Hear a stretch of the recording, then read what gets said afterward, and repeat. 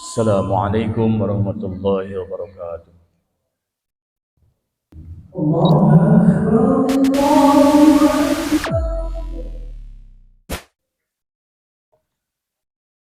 Alhamdulillahilladzi amarna an nusliha ma'ishatana linaili ridha was sa'adah wa naquma bil wajibati fi ibadatihi wa taqwah. Ashhadu an la ilaha illallah wahdahu la syarika lah wa ashhadu anna Muhammadan abduhu wa rasuluhu la nabiyya ba'dah. Allahumma salli wa sallim ala asyrafil anbiya'i wal mursalin wa ala alihi wa sahbihi ajma'in, amma ba'du.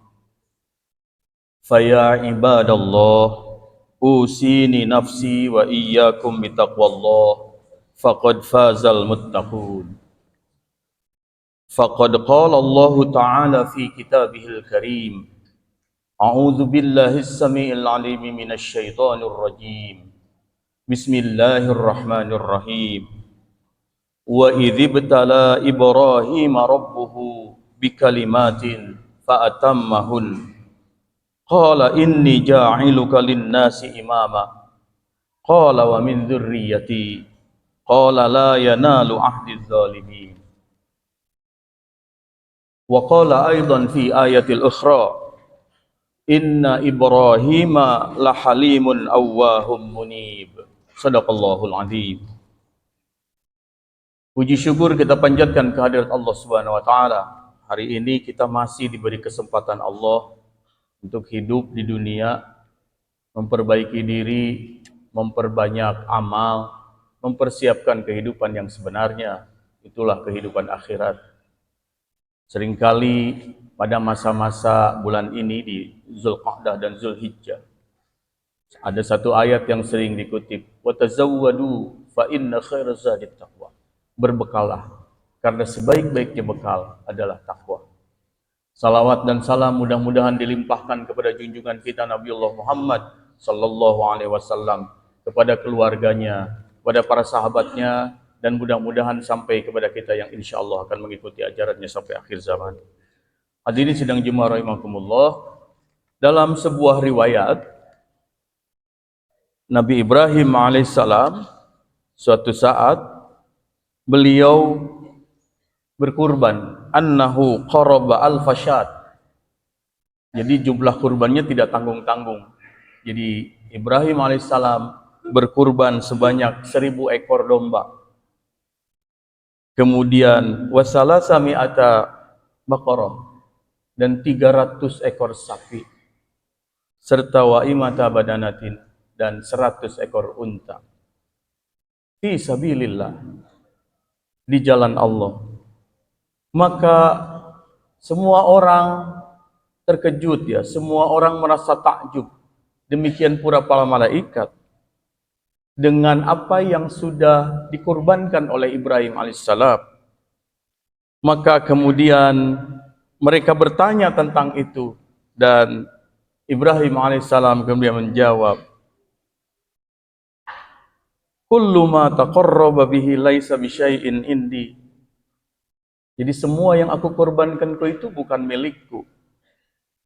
Wallahi, kemudian beliau bersumpah, demi Allah, sekiranya aku punya seorang anak laki-laki dan kemudian Allah memerintahkan aku untuk menyembelihnya, maka pasti aku akan menyembelihnya. Hadirin sidang Jumat rahimakumullah, itu diucapkan Ibrahim alaihissalam sebelum beliau punya anak. Maka kemudian lupa dengan perkataannya itu. Sampai suatu saat ditagihlah apa yang diucapkan oleh Ibrahim alaihissalam itu, sebagaimana diabadikan di dalam Quran surat As-Saffat, falamma balagha ma'ahu sa'ya qala ya bunayya inni ara fil manam anni azbahuka. Jadi ketika sudah sampai usia balik, maka Ibrahim berkata pada anaknya, wahai anakku, apa pendapatmu?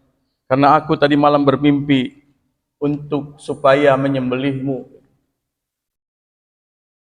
Hadirin sidang Jumat rahimakumullah, Dari kisah ini ada satu hal penting yang bisa kita catat, bahwa perkataan apapun yang kita ucapkan sebenarnya akan dimintai pertanggungjawabannya. Seringkali kita lupa dengan apa yang kita ucapkan, dianggapnya main-main atau sepele. Tapi itu pasti ditagih oleh Allah Subhanahu wa taala.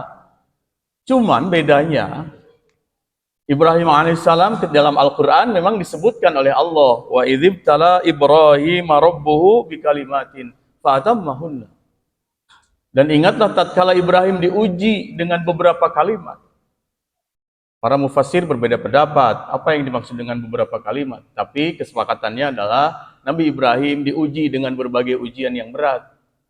Fatammahunna, tapi lulus. Dan ujian yang paling berat adalah tatkala harus menyembelih anaknya sendiri, Ismail alaihissalam. Dalam kehidupan kita hari ini, seringkali kita menganggap bahwa apapun yang kita ucapkan, ya ucapkan saja. Kita sering nyeletuk, sering ngomong tidak sadar, menyakiti orang lain, atau kadang-kadang ucapan kita memang tidak sama dengan apa yang kita lakukan. Pantas jika Nabi mengatakan ayatul munafiki, tanda orang munafik itu yang pertama itu adalah idza haddatsa kadzdzaba, apabila dia ngomong kadzdzaba, dia bohong. Ketika dia bicara bohong itu bukan berarti bicaranya bohong, tapi bisa jadi apa yang dia ucapkan nggak sama dengan apa yang dia lakukan. Nah, perbedaannya adalah ketika Ibrahim alaihissalam mengucapkan itu, kemudian Allah Subhanahu wa taala meminta pertanggungjawaban Ibrahim. Walaupun bos bisa jadi Ibrahim sudah lupa karena umurnya sudah 100 tahun lebih ketika beliau harus menyembelih Ismail. Tetapi apa yang diucapkannya itu ditagih oleh Allah Subhanahu wa taala. Demikian pula kita hadirin sidang jemaah rahimakumullah. Jangan heran jika apa yang kita ucapkan seringkali kita mendapatkan ujian itu. Jika kita sering ngomong sabar, sabar ke orang lain, suatu saat kita akan diuji dengan kesabaran itu. Apakah lulus atau tidak, hanya kita dan Allah yang tahu tentu saja. Tetapi secara kasat mata bisa kita lihat apakah yang dia ucapkan sama dengan apa yang dia lakukan. Selaraskah atau tidak? Kenapa orang tidak percaya tatkala orang bicara? Karena apa yang dia ucapkan tidak sama dengan apa yang dia lakukan. Mungkin itulah yang disinyalir oleh Nabi sebagai ciri orang munafik. Oleh karena itu, mungkin kita harus memperhatikan firman Allah di dalam Quran surat Qaf ayat 18. Ma yalfidhu min qaulin illa ladaihi raqibun atid. Tiada satu ucapan pun yang diucapkan melainkan ada di dekatnya satu raqib, malaikat yang akan mengawasi, dan yang kedua malaikat yang selalu hadir. Seandainya pun tidak ditagih tatkala di dunia ini, demi Allah pasti kita akan dimintai pertanggungjawaban kelak di akhirat. Oleh karena itu pantas jika Allah di dalam ayat yang lain mengatakan kabura maqtan indallahi an taqulu ma la taf'alun. Sungguh besar kebencian di sisi Allah bagi orang yang hanya pandai ngomong, hanya pandai berteori, tapi sebenarnya dia tidak pandai mempraktekkan. Pintar ngomongnya, tapi sedikit amalnya. Tidak sama apa yang dia ucapkan dan apa yang dia lakukan. Kenapa orang-orang Arab percaya kepada Rasulullah SAW? Karena Rasulullah salah satunya adalah orang yang memiliki sifat apa yang dia bicarakan sama dengan apa yang beliau lakukan. Barakallahu li wa lakum fil Qur'anil azim wa nafa'ani wa iyyakum bima fihi minal ayati wa dzikril hakim wa taqabbala minni wa minkum tilawatahu innahu huwas samiul alim.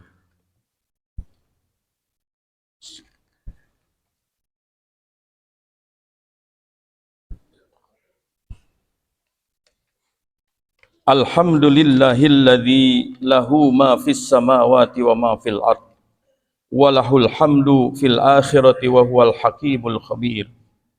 Asyhadu an la ilaha illallah wa asyhadu anna Muhammadan abduhu wa rasuluhu la nabiyya ba'dah. Allahumma salli wa sallim wa barik ala Muhammad wa ala alihi wa sahbihi ajma'in. Fa ya ibadallah ittaqullaha haqqa tuqatih wa la tamutunna illa wa antum muslimun. Hadirin sidang Jumat rahimakumullah. Di dalam Al-Quran, sifat Ibrahim yang jelas disebut itu ada 3. Inna Ibrahima lahalimun awwahum hunif. Sesungguhnya Ibrahim itu lahalimun, pasti orang yang penyantun, orang yang santun. Yang kedua adalah awwah, yang diterjemahkan dalam bahasa Indonesia sebagai penghibah. Jadi kejadiannya adalah tatkala malaikat datang mengunjungi Ibrahim, salah satu kabarnya adalah beliau akan mendapatkan seorang anak dari Sarah.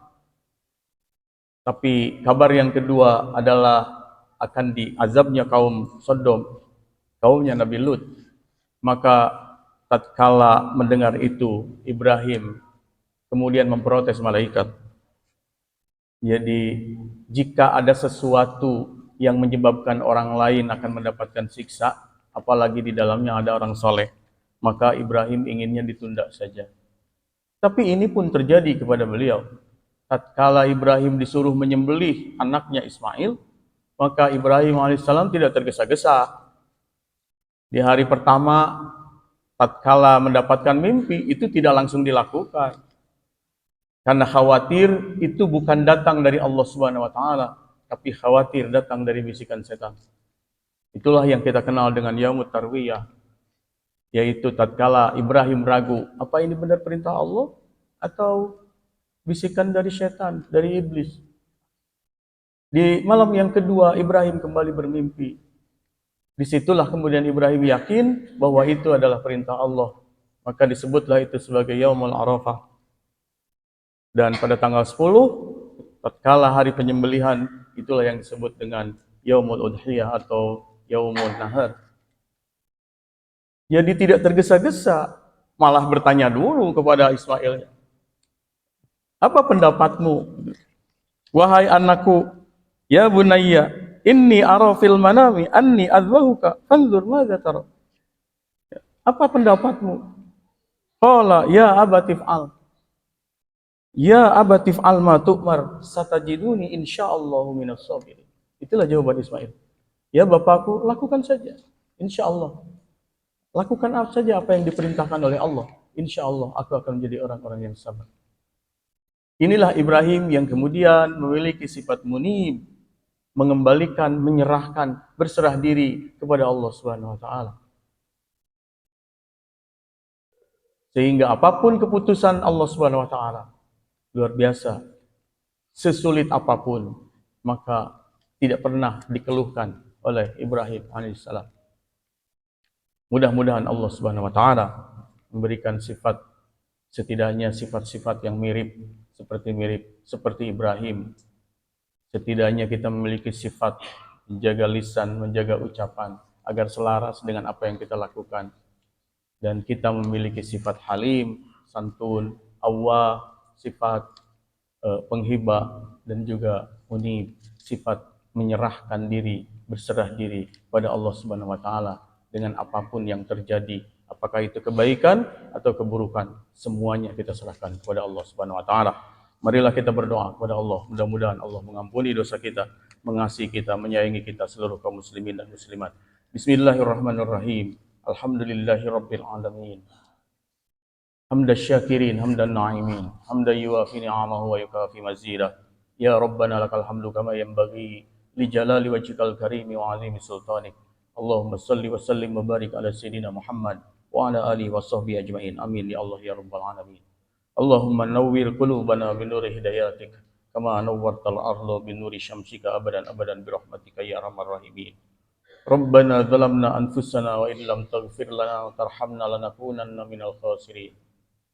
Rabbana hab lana min azwajina wa dhurriyyatina qurrata a'yun waj'alna lil muttaqina imama. Rabbana la tuzigh qulubana ba'da idh hadaitana wa hab lana min ladunka rahmah innaka antal wahhab. Rabbana atina fid dunya hasanah wa fil akhirati hasanah wa qina adzabannar. Subhana rabbika rabbil izzati amma yasifun. Wassalamun alal mursalin. Walhamdulillahi rabbil alamin. Ibadallah, innallaha ya'muru bil 'adli wal ihsan wa ita'i dzil qurba wa yanha 'anil fahsya'i wal munkari wal baghi. Ya'idzukum la'allakum tadhakkarun. Wa la dzikrullahi akbar. Aqulu qouli hadza wastaghfirullaha li wa lakum.